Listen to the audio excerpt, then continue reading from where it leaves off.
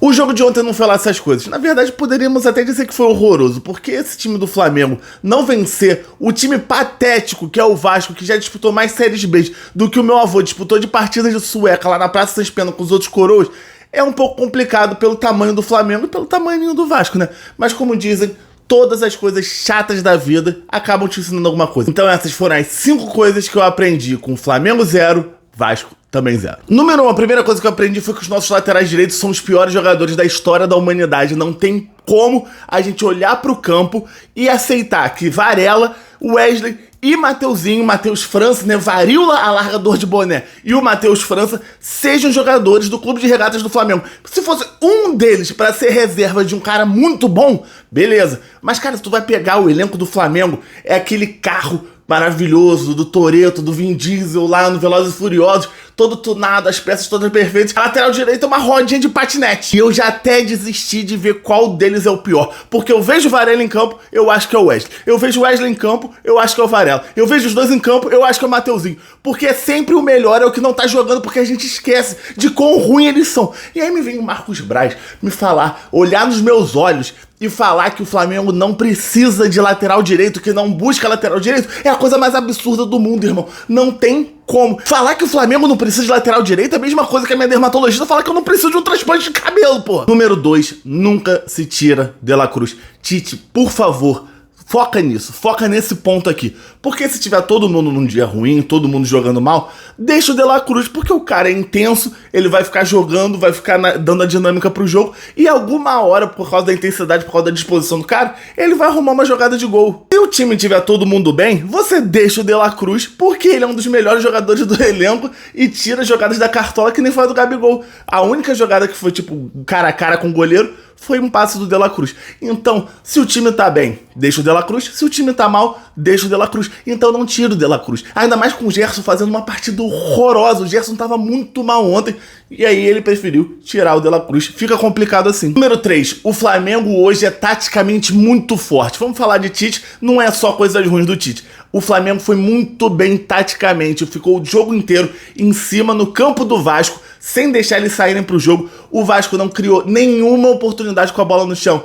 Ai, mas o Léo Pereira salvou 2 vezes. Mas salvou em 2 bolas aéreas com falhas principais da zaga. Uma do Varela e a outra nem sei quem foi, porque você tanta gente falhando. Se os jogadores do Flamengo não tivessem assim num dia tão ruim tecnicamente, a gente teria vencido com a maior tranquilidade do mundo.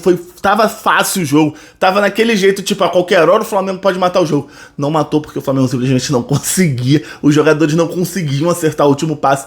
Tava impressionante. Mas isso é um ponto muito positivo pro resto do ano, porque não é possível eles jogarem assim sempre, né? Os caras são craques de bola. Jesus. Número 4. Gabigol é reserva com razão. Desculpa, Gabizete. Eu sou um dos Gabizetes.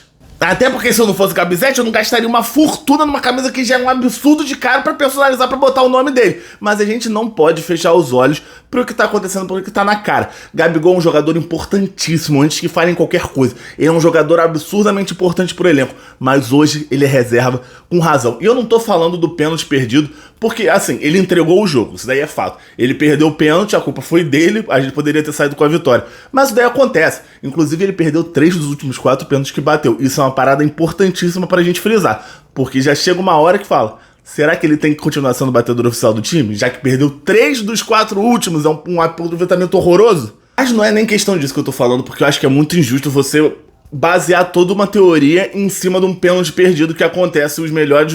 Mas eu nem tô falando sobre pênalti perdido. Eu tô falando sobre perder oportunidades claras de gol. Porque quando a gente tem um jogo tipo esse contra o Vasco, que não são muitas as oportunidades claras, que o time, o adversário entra fechadinho, a gente tem que aprender a fazer todas as bolas que chegam. Tem que ser fatal ali no ataque.